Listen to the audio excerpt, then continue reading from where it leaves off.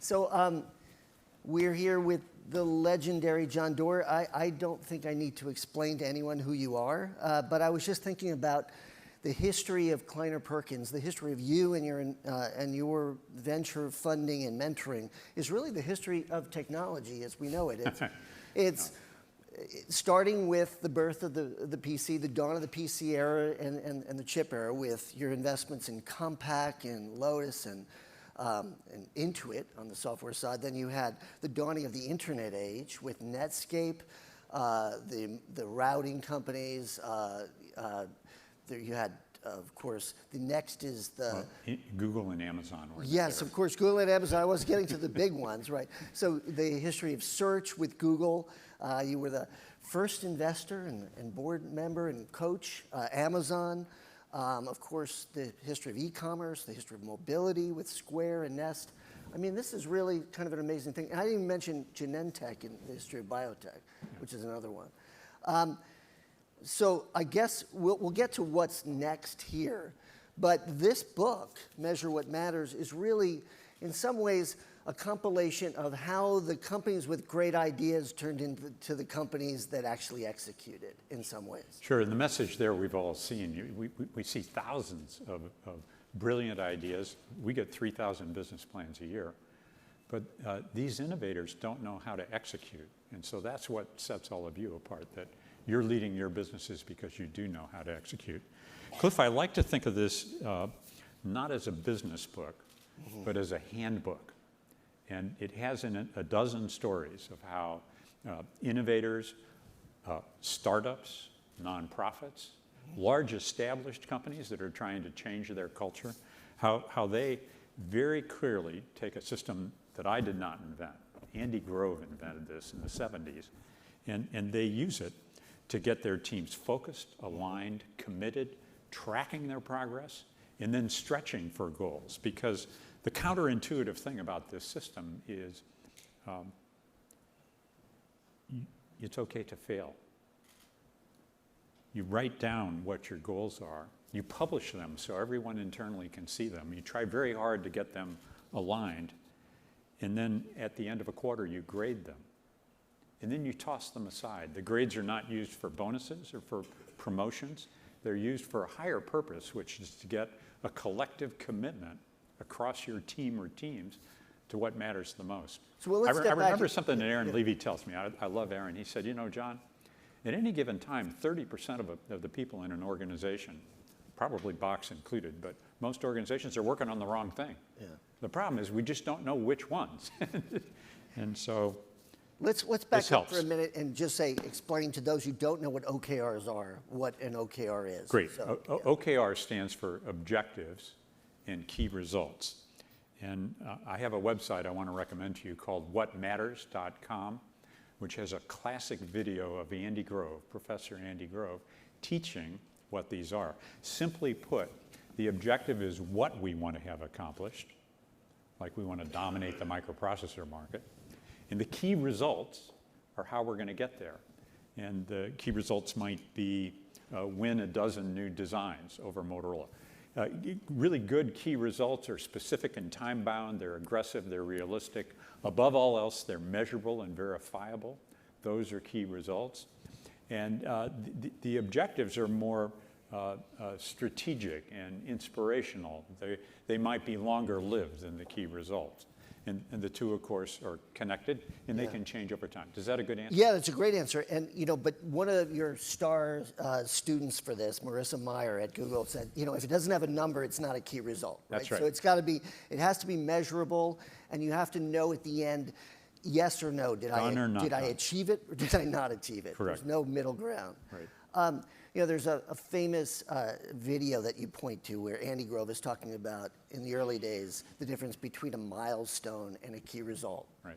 Milestone, you can make a judgment, hey, was this really a milestone? But a key result is, hey, we hit our number or we didn't. Right. Now, yesterday, we had this great conversation, Adam with Tim Cook, in which we talked about this sort of long-termism versus short-termism, the fear that obsessing about numbers in the short term, even if that's for outside of the company, can be a dangerous technique. But you actually separate that out? Well, because everybody adapts this to their culture. There's not one right way to do this. And to be sure, this is just a tool.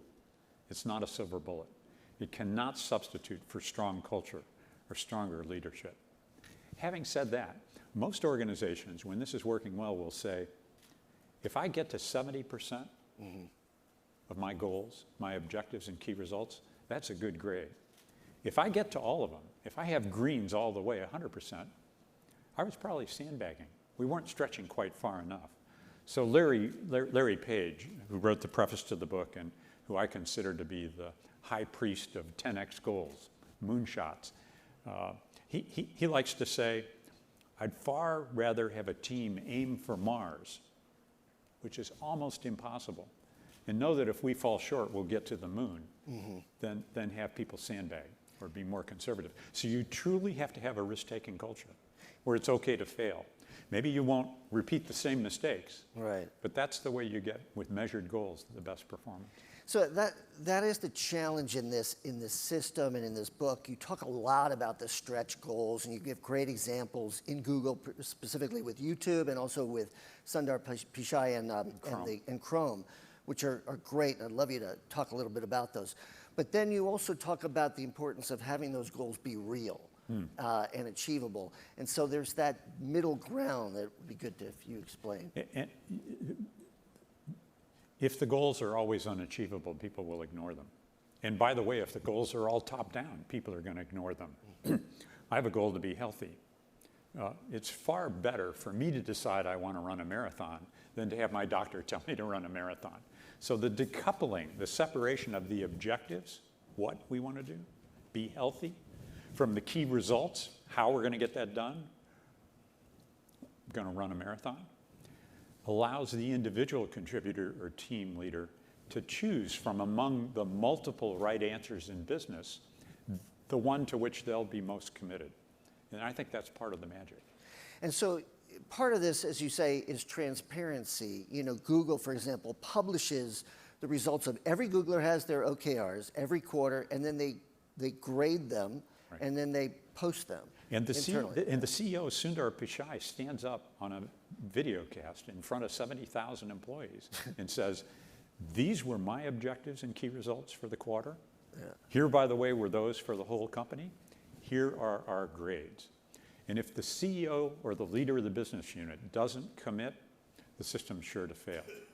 You know the system's working where in staff meetings, one-on-one meetings, it becomes part of the language. You and I will debate right, that it's super important for Google to gain more share on Alexa by having better AI answers in forging a commerce partnership with Walmart. Right. You'll say, fine, John, but if we're going to make that a key result, I've got to sacrifice this other thing because I'm maxed up. And so it sanctions a kind of conversation in your staff where you can sit back a little bit and let your team critique each other for having the wrong goals or not being ambitious enough. So in this book, you talk about having that transparency, but without the judgment. But when you're publishing your goals and you're being graded on it, isn't that a kind of judgment? And won't your colleagues sort of see, oh, you know, Cliff hasn't met a goal in 6 months? You know, I mean, if Cliff has missed all of his goals in the last 6 months. I should have used a different name. Yeah, yeah. then there's a problem. Yeah. But don't let this system be used for bonuses. Right. Don't let it be used for promotions if you really want a culture that encourages risk-taking. Yeah. Now, the hard question I often get was, okay, John, what about sales? I mean, we're going to pay salespeople on quotas and so forth. So there can be some overlap between these two systems. Just don't have them be 100% the same. Now, the reason we wanted to bring you here, and not just because of your history and your vision in this part of the world and for much of the economy, but also because we are gathered here in some respects to think about how do we achieve goals that better the world, whether that's increasing, whether that's improving sustainability or getting people on the economic grid or tackling critical health problems or whatever it is. Society has a lot of problems that we feel as businesses, there's a platform for social change. And you write a lot about the fact that both nonprofits and companies themselves could have these kinds of goals with achievable results and actually be more effective on that front as well. It's not just about sales or getting more viewer time on YouTube or whatever. I think this work is more important, and interestingly, it's getting a great reception from the nonprofit and advocacy community. My dream is that OKRs are going to spread well beyond our businesses to our families, our schools, our hospitals, and even our governments. This book is especially relevant now, and I didn't really realize it while writing it, I'll confess, because I think we're at a moment in time where our leaders in some of our great institutions are really failing us. They're failing us. Now, sometimes it's because they're bad or unethical, and that's pretty clear. But too often, it's because they've led us to the wrong objectives. And that's produced absolutely unacceptable outcomes. And this has got to stop. It's not going to be easy. We're going to have to course correct and get really clear, and I dare say transparent, about what it is that really matters. You see it in businesses, you see it in our governments. I'm waiting for a city council to adopt OKRs, to transparently say to their constituents, these are our goals, here's how we're going to measure our success, and then commit to go do it. I was talking to the leader of a hospital system, which you might think is the last place you'd want to see risk in our lives. He said, no, John, I want measured risk-taking. I want people to understand the mission and the goals. And my number one priority as the new CEO of this highly respected health system is we're going to adopt OKRs. So where have we failed? I mean, you just cited this big challenge that we have in terms of leadership and meeting that. What in the business sector? In the business sector. Yeah. Yeah. Well, we failed at Theranos. We failed at Zenefits. We failed to choose the right objectives and then to be transparent, authentic inside the organization, and regularly measure our progress and commit to them. And in the book, you talk about... We failed at Wells Fargo. The book talks about paired objectives and key results. Goes back to the Ford Pinto story, you know? Lee Iacocca, with an iron fist, drove Ford to make was it a $3,000, a $2,000, highly affordable car. But he failed to pair that objective with one around quality and safety. And so for one of a $2 or $3 part, when a car collided into the back of a Pinto, there was usually an explosion. You know, the car caught on fire. So, and in terms of...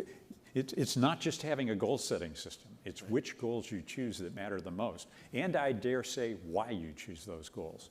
If objectives and key results are the what's and the how's, what really matters is why. Those are our values. And so I like to think of objectives and key results as sturdy but transparent vessels into which we pour our values. Why it is we do our work, why it is that we run our political campaigns, why it is that we invest so much time and love in our families. That's what inspires us.